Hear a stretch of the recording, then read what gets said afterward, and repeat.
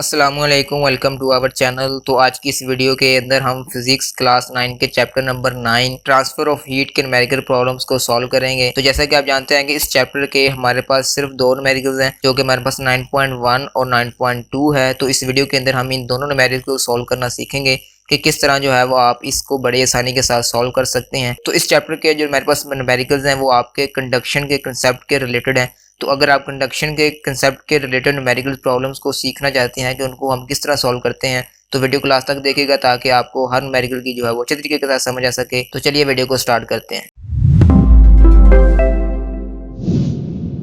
Welcome back जी। तो आज की इस वीडियो के अंदर हम चैप्टर नंबर 9 के जो दो न्यूमेरिकल्स हैं उनको सॉल्व करेंगे। तो यहाँ पे आप स्क्रीन के ऊपर जो है वो दोनों न्यूमेरिकल्स को देख सकते हैं। पहला न्यूमेरिकल हमारे पास 9.1 है और दूसरा न्यूमेरिकल हमारे पास 9.2 है। तो इन दोनों प्रॉब्लम्स को हम यहाँ पे 1 बाय 1 जो है वो सॉल्व करेंगे। तो इन दोनों प्रॉब्लम्स को सॉल्व करने के लिए जो यहाँ पे फार्मूला यूज होगा वो बेसिकली एक ही फार्मूला है। तो वो फार्मूला कौन सा है जी, वो आप इस वक्त स्क्रीन के ऊपर देख सकते हैं कि हमारे पास Q/T। अब Q यहाँ पे क्या है, ये आपके पास हीट होती है, T यहाँ पे आपके पास टाइम होता है।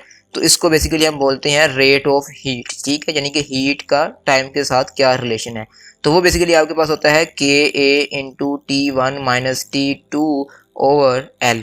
तो इस वाले फार्मूले को यूज करके हम इस चैप्टर के जो दोनों न्यूमेरिकल्स हैं वो सॉल्व करेंगे, जो कि आपके पास कंडक्शन के कंसेप्ट के रिलेटेड ये वाला फार्मूला यूज होता है कि आपके पास जो थर्मल कंडक्टिविटी होती है उस थर्मल कंडक्टिविटी को आप Q/T भी कह सकते हैं। तो वो आपके पास होती है KA × T1 - T2/L।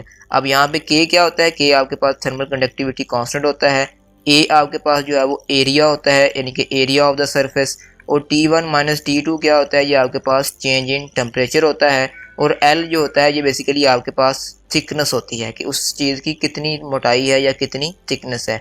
तो ये वाला फार्मूला आपने जो है वो याद कर लेना है। इसी एक फार्मूले की मदद से हम इस चैप्टर के जो दोनों न्यूमेरिकल्स हैं वो सॉल्व करेंगे। तो यहाँ पे हम सबसे पहले इसका जो पहला न्यूमेरिकल्स है वो सॉल्व कर लेते हैं। तो उसकी स्टेटमेंट जो है वो मैंने यहाँ पे लिख के रखी हुई है।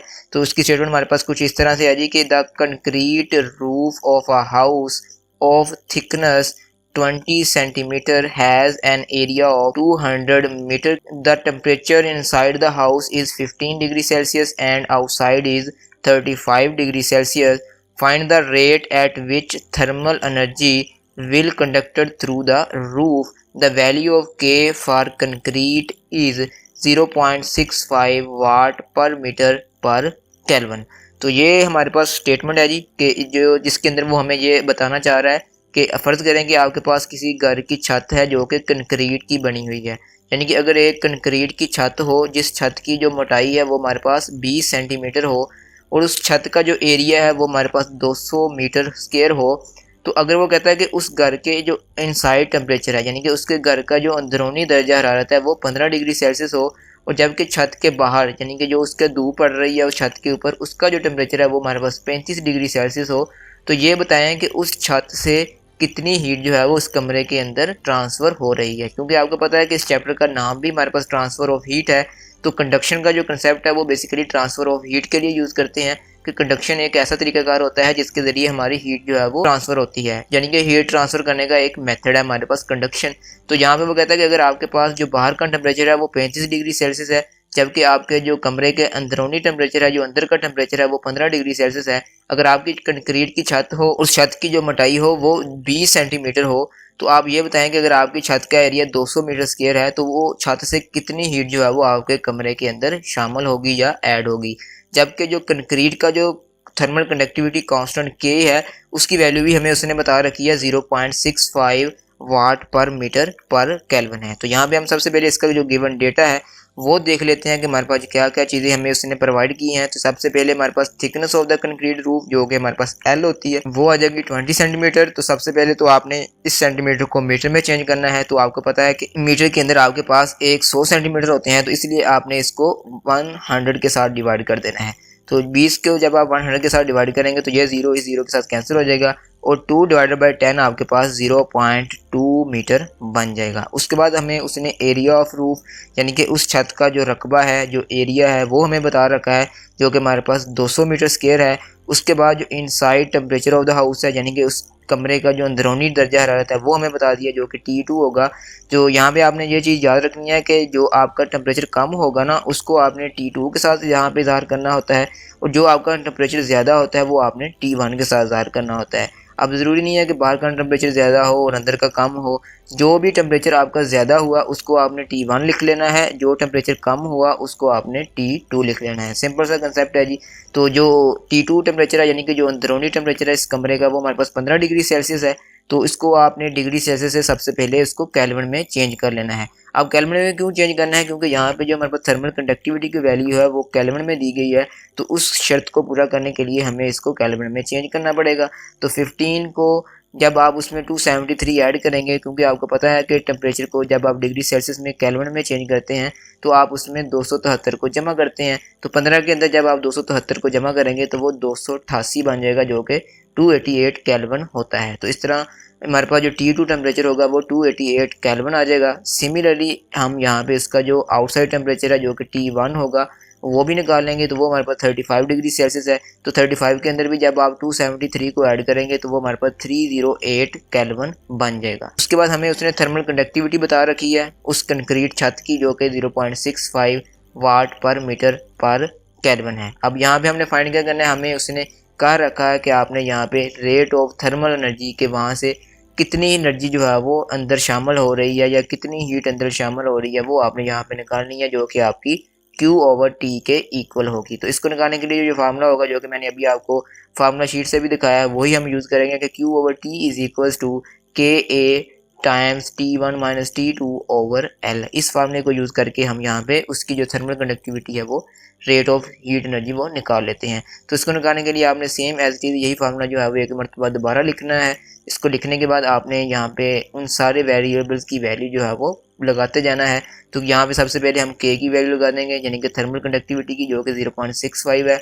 उसके बाद आपके पास एरिया की वैल्यू आ जाएगी, जो कि आपके पास 200 है। उसके बाद आपके पास T1 टेम्परेचर, यानी कि जो आपका आउटसाइड टेम्परेचर था, जो कि हमने केल्विन के अंदर अभी निकाला 308, वो आ जाएगा। और माइनस 288 जो कि अंदर का टेम्परेचर था 15 डिग्री सेल्सियस, तो उसको जब आपने केल्विन में बदला था तो वो 288 बन गया था, तो वो यहाँ पे आ जाएगा। और नीचे आपके पास उसकी थिकनेस आ जाएगी, जो कि अभी हमने मीटर के अंदर कन्वर्ट की थी 0.2, तो वो आ जाएगी। अब आपने क्या करना है, अब आपने सबसे पहले तो इस 308 में से 288 को कर देना है माइनस। तो जैसे ही आप इन दोनों को माइनस करेंगे तो आपके पास आंसर आ जाएगा 20। ठीक है जी। और ये दोनों वैल्यूज जो हैं ये एज इट इज़ वैसे की वैसे आपने नीचे उतार लेनी है। अब आपने क्या करना है, अब आपने इन तीनों वैल्यूज़ को आपस के अंदर मल्टीप्लाई कर देना है और इस 0.2 को हमने एज इट इज़ नीचे लिख लेना है। तो जब आप इन तीनों वैल्यूज़ को आपस के अंदर मल्टीप्लाई करेंगे तो आपके पास आंसर आ जाएगा 2600।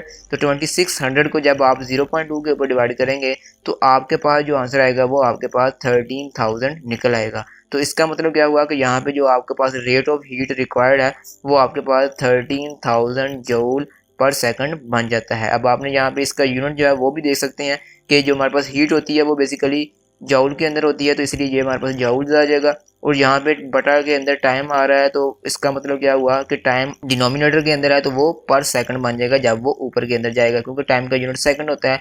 तो इसलिए इसका जो रेट ऑफ हीट रिक्वायर्ड होगी वो 13,000 जूल पर सेकंड बन जाएगी। तो इस तरह आप देख सकते हैं कि उस छत से जो हीट एनर्जी उस कमरे के अंदर शामिल होगी वो 13,000 जूल एक सेकंड के अंदर हो रही होगी। तो इस तरह आपने इसका जो आंसर है वो फाइंड आउट कर लेना है। उसके बाद जो है वो हम इस चैप्टर का दूसरा न्यूमेरिकल देख लेते हैं कि how much heat is lost, कि कितनी हीट जो है वो हमारी ज़ाया होगी, लॉस्ट होगी इन एन आवर, एक घंटे के अंदर, through a glass window measuring 2 metre by 2.5 metre. कि अगर आपके पास एक विंडो लगी हुई है, ग्लास विंडो, यानी कि वो शीशे की बनी हुई है, और उस विंडो का जो साइज़ है वो 2 बाय 2.5 मीटर है। यानी कि अगर आप यहाँ पे विंडो बना रहे हैं तो लेट्स से कि ये हमारे पास क्या है जी, ये हमारे पास एक विंडो है जिसका जो साइज़ है वो 2 बाय 2.5 है। और ये जो हमारे पास विंडो है ये हमारे पास किस मटेरियल की बनी हुई है, ये विंडो हमारी ग्लास मटेरियल की बनी हुई है। तो अब उस विंडो से जो हीट, जो बाहर की जो हीट होगी जो उस कमरे में दाखिल हो रही होगी,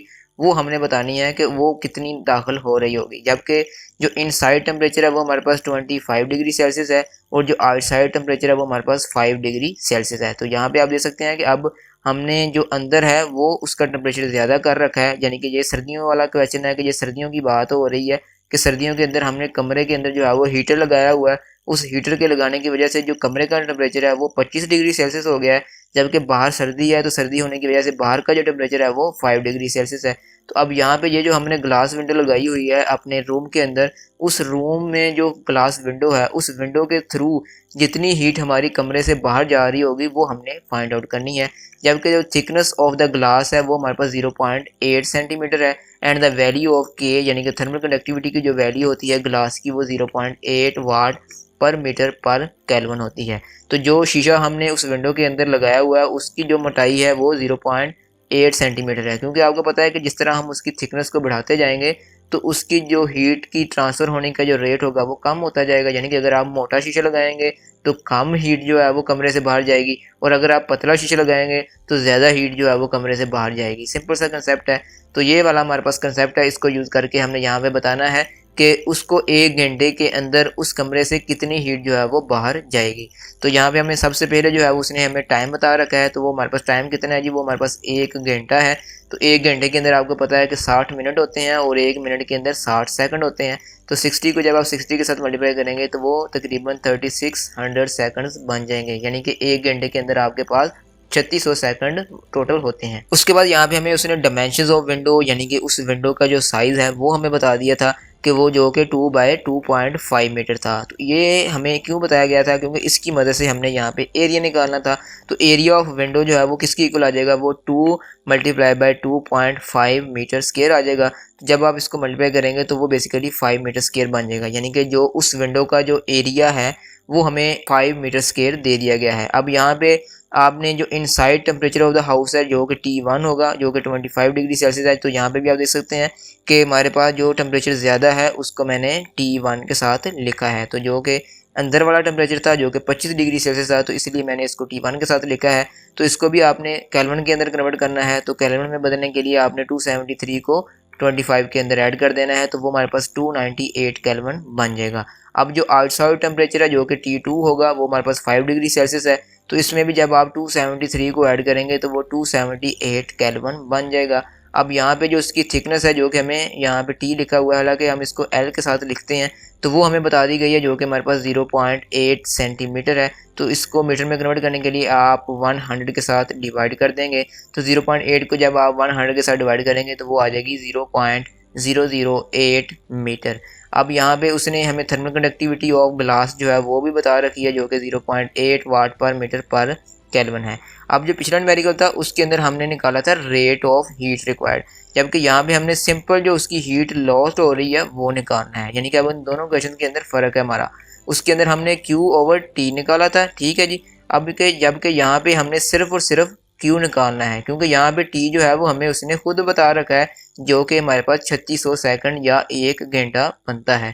तो इसको निकालने के लिए भी हम सेम वही फार्मूला यूज़ करेंगे जो कि हम पिछले न्यूमेरिकल के अंदर यूज़ करके आए हैं कि Q/T is equal to KA into T1 minus T2/L। तो इस फार्मूले को यूज़ करके हम यहाँ पे जो है वो Q निकालते हैं। तो इसको सबसे पहले निकालने के लिए आपने इसका फार्मूला जो है वो एज इट इज़ वैसे का वैसे लिख देना है। अब आपने सभी वेरिएबल्स की जगह पे उनकी वैल्यू जो है वो 1 बाय 1 लगाते जाना है। तो यहाँ पे T आ रहा है हमारे पास टाइम, तो वो हमारे पास 3600 सेकंड है, तो वो हमारे पास एज इट इज़ वैसे का वैसे आ जाएगा।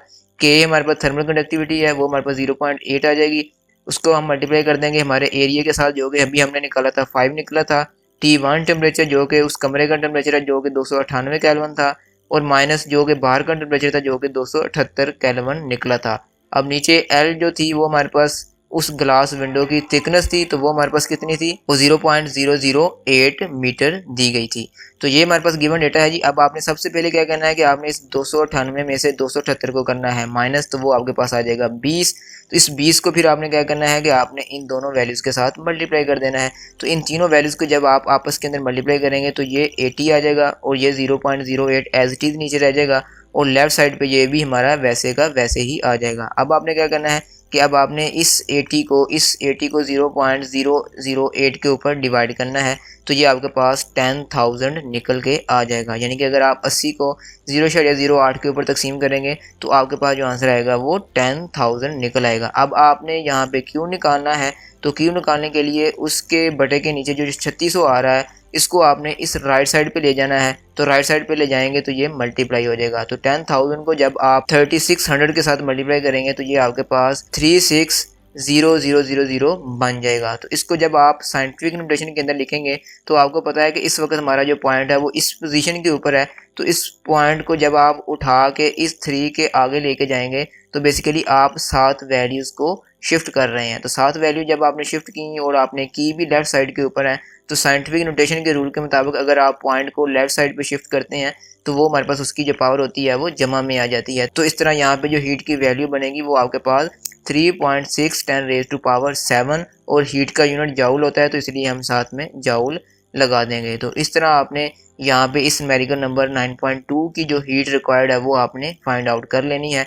तो इस तरह इस चैप्टर के जो दोनों न्यूमेरिकल्स हैं वो यहाँ पे मुकम्मल हो जाते हैं। तो मैं उम्मीद करता हूँ जी कि आपको हर न्यूमेरिकल की जो है वो अच्छे तरीके के साथ समझ आ चुकी होगी। तो अगर आपको ये वीडियो अच्छी लगी है तो वीडियो को लाइक और शेयर ज़रूर कीजिएगा। और अगर आप हमारे चैनल पर नए आए हैं तो हमारे चैनल को ज़रूर सब्सक्राइब करते जाएं और साथ लगे बेल आइकन को भी प्रेस कर लें ताकि मज़ीद आने वाली वीडियोस का भी आपको नोटिफिकेशन मिल सके। तो इस तरह आज मैंने इस चैप्टर नंबर 9 से लेकर चैप्टर नंबर 1 के जो न्यूमेरिकल्स प्रॉब्लम्स हैं वो सारे सॉल्व करवा दिए हैं। तो अगर आप फिज़िक्स क्लास 9 के स्टूडेंट हैं और आप किसी भी चैप्टर के न्यूमेरिकल्स देखना चाहते हैं तो आप डिस्क्रिप्शन में जाके हर चैप्टर के रिलेटेड वीडियो जो है वो फाइंड आउट कर सकते हैं। वहाँ पे मैंने हर वीडियो का लिंक जो है वो दे रखा है। आप उस लिंक के ऊपर क्लिक करेंगे तो आपको हर चैप्टर के जो रिलेटेड वीडियोस हैं वो आपको मिल जाएंगी। उम्मीद रखता हूँ जी कि आपको हर चैप्टर के न्यूमेरिकल प्रॉब्लम की जो है वो अच्छे तरीके के साथ समझ आ जाएगी। तो आपने जो है वो हर चैप्टर के न्यूमेरिकल प्रॉब्लम जो है वो अच्छे तरीके से कर लेने हैं ताकि आप जो है वो अपने पेपर्स के अंदर जो है वो फिजिक्स के पेपर के अंदर अच्छे नंबर हासिल कर सकें। तो इंशाल्लाह मिलते हैं जी फिर नेक्स्ट वीडियो के अंदर। तो तब तक के लिए अल्लाह हाफिज़।